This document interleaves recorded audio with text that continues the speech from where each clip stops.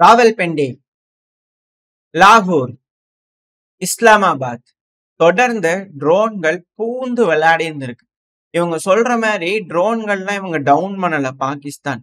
ட்ரோன்கள்லாம் தாக்கப்பட்டிருக்கு. இலக்க துல்லியமா அடைஞ்சிருக்கு. அதுக்கான வீடியோக்கள் பாகிஸ்தான்ல இருந்து வந்துகிட்டு இருக்கு. அலறி அடிச்சுக்கிட்டு இருக்கு.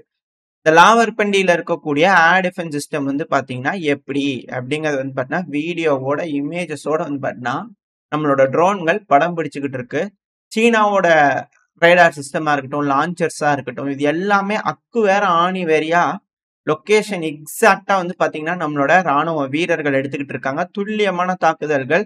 தீவிரவாதிகள் ஓடவும் முடியாது, ஒளியவும் முடியாது. வி ஆர் வாட்சிங் அப்படிங்கிறது போல வந்து பாத்தீங்கன்னா துல்லியமா தாக்குதல் பண்ணிட்டு இருக்காங்க. பல இடங்கள்ல பல ட்ரோன்கள் பூந்து விளையாடி இருக்கு. சைடுல ஒரு மேப்லோட இருக்கும். எந்தெந்த இடத்துலலாம் இந்த பிளாஸ்ட் மாதிரி இருக்கு இல்லையா? ஸோ அந்த இடங்கள்லாம் தாக்குதல் நடந்திருக்கு. இதே போல வந்து பாத்தீங்கன்னா பாகிஸ்தானும் தாக்குதல் பண்றதுக்கு ட்ரை பண்ணி இருந்துக்கிறாங்க. அட் த சேம் டைம் நம்மளோட வீரர்கள் பெருமளவுல தடுத்து நிறுத்திக்கிறாங்க. உதாரணத்துக்கு சொல்லணும்னா நம்மளோட பஞ்சாப் பகுதியில இருக்கக்கூடிய அமிர்தசரா இருக்கட்டும். ஸோ இதோட பகுதிகள்லாம் தாக்குதல் பண்ண ட்ரை பண்ணிக்கிறாங்க. நம்ம பெருமளவுல ஸ்டாப் பண்ணிட்டோம். ஏர்போர்ட் அடிக்கிறதுக்குலாம் ட்ரை பண்ணியிருந்திருக்கிறாங்க. பெருமளவுல ஸ்டாப் பண்ணிக்கிறோம். ஆனா பூஞ்ச் பகுதியில வந்து பாத்தீங்கன்னா தொடர்ந்து ஆர்ட்லரி தாக்குதல்கள், மக்கள் வாழும் பகுதியில வந்து தொடர்ந்து தாக்குதல் பண்ணிக்கிறாங்க. இப்ப வரைக்கும் 16 நபர்கள் இறந்ததா சொல்லப்பட்டு வருது. ஆனா இதே பாகிஸ்தான் தரப்புல இருந்து என்ன கிளைம் பண்றாங்க அப்படின்னா 50 இந்திய வீரர்கள நாங்க நியூட்ரலைஸ் பண்ணியிருக்கோம் அப்படிங்கிறது போல அவங்க தரப்புன்னு சொல்றாங்க. அதாவது நம்ம தரப்புல இருந்து ஒரு வீரர் வீர மரணம் அடைஞ்சிருக்காரு அப்படிங்கிறது போல தினேஷ் அவர்கள் வந்து பாத்தீங்கன்னா இது போல இறந்திருக்காரு அப்படிங்கிற அபிஷியலான ஸ்டேட்மெண்ட் வந்திருக்கு. ஆனா பாகிஸ்தான் வந்து சிவிலியன்ஸை கொன்னுட்டு இது போல வந்து பாத்தீங்கன்னா கணக்கு காமிச்சிட்டு இருக்காங்க. அதுக்கான இமேஜஸ், ஃபுட்டேஜஸ் எல்லாமே வந்துகிட்டு இருக்கு. ஆனா தாக்குதல் பாகிஸ்தானுக்குள்ள பெருமளவுல இருந்திருக்கு அப்படிங்கிற மாற்று கருத்து இல்ல. அதை தடுக்கிறதுக்கு அவங்களால எதுவுமே பண்ண முடியல. 2வது இந்த உக்ரைன் டைம்ல எல்லாம் வந்து பாத்தீங்கன்னா இந்த ஆன்டி ஏர்கிராஃப்ட்லாம் இருக்கும் இல்லையா?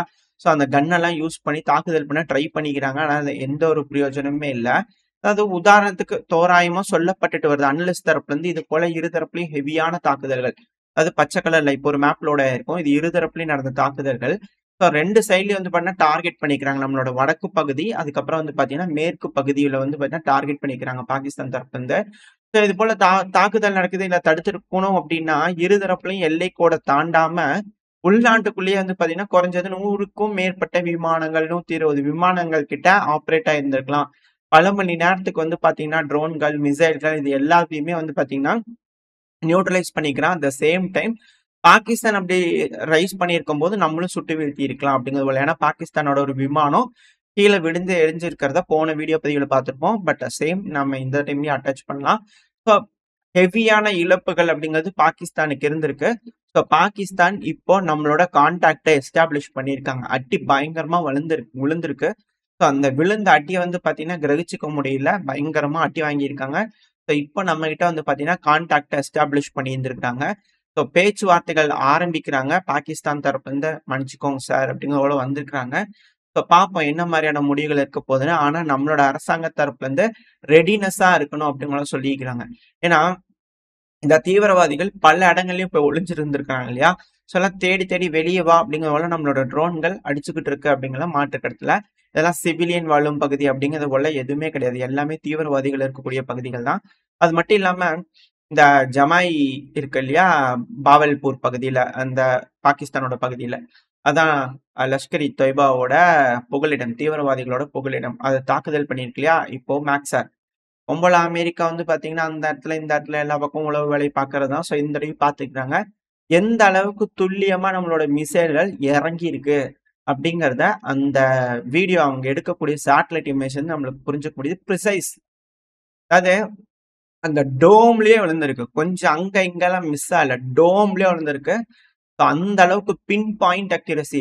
ஒரு பின் எடுத்து மேப்ல குத்துனீங்கன்னா எந்த அளவுக்கு அக்யூரேட்டா இருக்குமோ அந்த அளவுக்கு அக்யூரேட்டா இந்த தடவை அட்டாக் நடந்திருக்கு. நம்மளோட மிசைல்கள், ட்ரோன்கள் அந்த அளவுக்கு வேலை செய்யுது அப்படிங்கிற மாற்று கருத்து இல்ல. ஸோ வெயிட் பண்ணி பார்ப்போம். பாகிஸ்தான் எந்த அளவுக்கு விழுந்தடிச்சுட்டு வராங்க அப்படிங்கிறது போல கம்ப்ளீட்டா அவங்க செய்யக்கூடிய தாக்குதல் எல்லாத்தையும் ஸ்டாப் பண்ணாங்கன்னா பரவாயில்ல. அப்படி இல்லை அப்படின்னா மிக பெருமளவுல எஸ்கலேட் பண்ணுன்ற திட்டங்கள் அவங்களுக்கு இருக்கு அப்படின்னா பயங்கரமான ரெஸ்பான்ஸ் நம்ம தரப்புல இருந்து இருக்கணும். அதுல எந்த ஒரு மாற்றமும் இருக்காது. அது மட்டும் இல்ல அந்த தாக்குதல்கள் நம்மளோட மேற்கு பகுதியும் வடக்கு பகுதியும் தாக்குதல் பண்ணிக்கிறாங்க இல்லையா? நம்மளோட நோட்டாம் வந்து பாத்தீங்கன்னா 9ஆம் தேதி வரைக்கும் எக்ஸ்டெண்ட் பண்ணியிருக்கிறோம். 2வது இப்போ ஒரு மேப் லோட் ஆயிருக்கும். இதுல ஆரஞ்சு கலர்ல இருக்கிறதெல்லாம் வந்து பார்த்தீங்கன்னா, நம்மளோட ட்ரோன்கள், மிசைல்கள் போயிருக்கு. 2வது ரெட் கலர்ல குட்டி, குட்டி டாட்ஸ் இருக்கும். அதெல்லாம் வந்து ஜூம் பண்ணி காட்டுறேன். ஸோ அந்த டாட்ஸ் தான் தீவிரவாத பகுதிகள்ல குறிப்பா நம்ம வந்து 7ஆம் தேதி தாக்குதல் பண்ணது. இந்த எல்லோ கலர்ல மார்க் ஆயிருக்கு இல்லையா? ஸோ அங்க எல்லாமே சீஸ் ஃபயர் வயலேட் வந்து பார்த்தீங்கன்னா, பாகிஸ்தான் தரப்பு வந்து பண்ணிக்கிறாங்க. ஸோ அந்த பகுதிகள்லாம் துப்பாக்கிச் சூடுகள் செய்யறது, 2வது ஆர்ட்டிலரிகள பயன்படுத்தி தாக்குதல் பண்றது, இது போல வேலைகள் செஞ்சுக்கிறாங்க பாகிஸ்தான். அத்துமீறிக்கிட்டு இருக்காங்க. அது தக்க பதிலடி வந்து பார்த்தீங்கன்னா, நம்மளோட ராணுவ வீரர்கள் குடுத்துக்கிட்டு இருக்காங்க. இழப்புகள் அப்படிங்கிறது இப்போதைக்கு 15, 16 நபர்கள் சிவிலியன்ஸ் கிட்ட வந்து பார்த்தீங்கன்னா இறந்திருக்காங்க. அட் த சேம் டைம் பச்சை கலர்ல இருக்கு இல்லையா? ஸோ அது எல்லாமே வந்து பார்த்தீங்கன்னா, பாகிஸ்தான் நம்மளோட நிலைகளுக்குள்ள தாக்குதல் பண்ணணும்னு ட்ரை பண்ணிக்கிறாங்க. பட் ஆனா பலதையும் நம்ம நியூட்ரலைஸ் பண்ணிட்டோம் அப்படிங்கிறதுல நம்மளோட தரப்புலருந்து வந்துகிட்டு இருக்கு. ஸோ இது போல தாக்குதல்கள் பெருமளவுல இருக்கிறதுனால அம்ரிஸ்தர் பகுதி, இது போல பகுதிகள்ல வந்து பார்த்தீங்கன்னா, பிளாக் அவுட் ட்ரில்லுல ஈடுபட்டு இருந்திருக்கு. ஸோ எந்த அளவுக்கு ரெடினஸ் இருக்கு அப்படிங்கிறத செக் பண்ணிக்கிறோம். அட் த சேம் டைம் அ ராம் மந்திர் இருக்கு இல்லையா? ஸோ எல்லாத்தையுமே வந்து பார்த்தீங்கன்னா, நைட்டு நேரங்கள்ல அ கம்ப்ளீட் பிளாக் அவுட் வந்து பார்த்தீங்கன்னா, ட்ரையல்ஸ் செஞ்சு பார்த்துருக்கோம். ட்ரில் செஞ்சு பார்த்துருக்கோம். இதுபோல பல இடங்கள் வந்து பார்த்தீங்கன்னா, தயார் நிலையில இருக்கப்பட்டுட்டு வருது. நம்மளோட பிரதம மந்திரி அவர்களும் வந்து பார்த்தீங்கன்னா, தயார் நிலையில ரெடினஸ்ல இருக்கணும். எந்த ஒரு ஆக்ஷனுக்கும் நம்ம ரெடியா இருக்கணும் அப்படிங்கிற சொல்லப்பட்டு வருது. ஸோ வெயிட் பண்ணி பார்ப்போம். ஏன்னா மார்க்கோ ரூபியோ அவர்கள் என்ன சொன்னாங்கன்னா, இந்த பிரச்சனை சீக்கிரமா பேசி முடியணும் அப்படிங்கிற சொல்லியிருந்தாரு. ட்ரம்ப் அவர்கள் வந்து நான் வேணா பேசட்டுங்களா? அப்படிங்கிற சொல்லியிருந்தாரு. நீங்க பேசினீங்கன்னா அவ்வளோதாங்க அப்படிங்கிறது போல பலரும் சொல்லிட்டு இருக்கிறாங்க. பட் இருந்தாலும் இது போல யாரையுமே கூட்டிட்டு வராம பாகிஸ்தான் டைரக்ட்டா ஒன் ஆன் ஒன் நம்ம கூட வந்து உட்கார்ந்து பேசி பிரச்சனைய முடிச்சுட்டு போயிட்டாங்கன்னா பிரச்சனை இல்ல. அப்படி இல்லன்னா மிக பெரும் சிக்கல் இரு நாடுகளுக்குள்ள இருக்கும் அப்படிங்கிற மாற்று கருத்து இல்ல. அது மட்டும் இல்லாம இப்போ பெர்ஷியன் கல்ஃப், அரேபியன் கல்ஃப் பிரச்சனை இருந்தது இல்லையா? ரீநேம் பண்ணிட்டாங்க மேப்லலாம். அ சில பகுதிகள்ல இருந்து நாடுகள்ல இருந்து நீங்க பார்க்கும்போது அது வந்து அரேபியன் கல்ஃப்ன்னு காட்டும். இதே நம்மள மாரியான நாடுகள் சைட்ல இருந்து பார்த்தீங்கன்னா, பெர்ஷியன் கல்ஃப்ன்னு போட்டு பிராக்கெட்ல அரேபியன் கல்ஃப்ன்னு போட்டிருக்கும். எப்படி கல்ஃப் ஆஃப் மெக்சிகோ வந்து கல்ஃப் ஆஃப் அமெரிக்கான்னு மாத்துனாங்க. ஸோ அதே போல டெக்னாலஜி அப்படிங்கிறது அவங்க கிட்ட இருக்கு. அத நம்ம பயன்படுத்திக்கிட்டே இருக்கோம் அப்படின்னா, அவங்க என்ன சொல்றாங்களோ அதுதான்.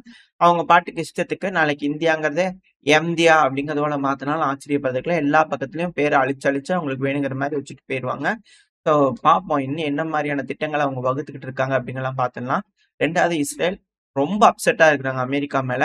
ரொம்ப வருத்தமாயிடுச்சுங்க. ரொம்ப வருத்தமாயிடுச்சு அப்படிங்கிறதுல நெத்தன்யாகு அவர்கள் தரப்பு வந்து இருக்கு. ஆனா ட்ரம்ப் அவர்களுக்கு வந்து பார்த்தீங்கன்னா, நெத்தன்யாகு அவர்கள பார்த்து ரொம்ப வருத்தமா இருக்காம். அதுக்கான காரணம் என்னன்னா, இது போல பேச்சுவார்த்தைய வந்து நீங்க யமன் ஹவுதி சூட போட்டீங்க. ரொம்ப ஷாக்கிங்கா இருக்கு. சர்ப்ரைஸா இருக்கு அப்படிங்கிற சொல்லிட்டு இருக்கிறாங்க. At the same time Israel வந்து பார்த்தீங்கன்னா, லெபனானோட தெற்கு பகுதியில பயங்கரமான ஏர் ஸ்ட்ரைக் பண்ணிக்கிட்டு இருக்காங்க. சேம் எப்பவும் போல காசாக்குள்ளேயும் ஏர் ஸ்ட்ரைக் பண்ணிட்டு தான் இருக்கிறாங்க. ஸோ இது போல தொடர்ந்து மிடில் ஈஸ்ட்லயும் பதட்டங்கள் இருக்கத்தான் செய்கிறது. அப்புறம் மிக முக்கியமான ஒரு விஷயம் என்னன்னா, இந்த சூடான் பகுதி இருக்கு இல்லையா? சூடான்ல சமீபத்தில RSF ஓட கை கொஞ்சம் கொஞ்சமா டவுன் ஆயிட்டு இருக்கு. 2வது சூடானோட ராணுவம் வந்து பார்த்தீங்கன்னா, கொஞ்சம் கொஞ்சமா ரஷ்யா பக்கத்துல கொஞ்சம் இணக்கமா இருக்கிற மாரி இருந்துச்சு. அவங்களோட போர்ட் ஃப்ளெமிங்கோ போர்ட் வந்து பார்த்தீங்கன்னா, மிகப்பெரிய போர்ட் மிடில் ஈஸ்ட்ல one of the largest port. So அந்த போர்ட் வந்து பார்த்தீங்கன்னா, ரஷ்யாக்கு நேவல் பேஸ்க்கு இதுக்கெல்லாம் குடுக்கலாம் அப்படிங்கிற ஒப்பந்தங்கள்லாம் இருந்தது. இப்ப அந்த நேவல் இருக்கக்கூடிய அந்த போர்ட்ல வந்து பார்த்தீங்கன்னா, மிக பெரும் தாக்குதல் RSF தரப்புல அட்டாக் பண்ணியிருக்கிறாங்க. இதுக்கு அதிக அளவுல உதவியா இருக்கிறது UAE அப்படின்ற குற்றச்சாட்டுகள் தொடர்ந்து சூடான் தரப்புலருந்து வந்துகிட்டு இருக்கு. ஏன்னா அதிக அளவுல ஆயுதங்கள், ட்ரோன்கள் ஈரான் கிட்ட இருந்து வாங்கி RSFக்கு குடுக்குறாங்களாமா UAE. ஸோ இந்த காரணத்தினால அங்க போர்ட் ஃபெசிலிட்டீஸ் இது போல பல சிவிலியன் இன்ஃப்ராஸ்ட்ரக்சர் மேல அடி விழுகுது. ஸோ இது போல UAE அன்வான்டட் விஷயம் பண்றாங்க அப்படிங்கிற பல குற்றச்சாட்டுகள திரும்ப திரும்ப சூடான் தரப்பு வந்து முன் வச்சுக்கிட்டே இருக்கிறாங்க. இதனால அந்த பிராந்தியம் மேலும் பதட்டம் அடைஞ்சுக்கிட்டே இருக்கு. ஏன்னா அமெரிக்கா வந்து பார்த்தீங்கன்னா, யமன் ஹூதிஸோட பீஸ் டீல் போட்டாங்க. ஆல்ரெடி இங்க இஸ்ரேல்ல பிரச்சனை இருக்கு. இப்போ சூடான்ல வேற இந்த மாரி பிரச்சனை எஸ்கலேட் ஆயிட்டு இருக்கு. அடுத்து சவுத் சூடான்ல வேற சிவில் வார் நுனியில இருக்கு. ஆல்ரெடி ஆரம்பிச்சுட்டாங்க. அணிகள் சேர்ந்துகிட்டு இருக்காங்க அப்படிங்கிற செய்திகள் வருது. ஆரம்பிச்சுட்டாங்க. ஸ்பார்க் வந்துட்டு இருக்கு அப்படிங்கிற சொல்லப்பட்டு வருது.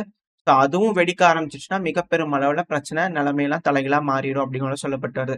ஸோ வெயிட் பண்ணி பார்ப்போம். அப்படியே இந்த பிராந்தியங்கள் கொஞ்சம் கொஞ்சமா வந்து பார்த்தீங்கன்னா, போர்ல என்டர் ஆயிட்டே இருக்குங்க. மிடில் ஈஸ்ட், ஏசியா, ஆப்பிரிக்கா எல்லாமே.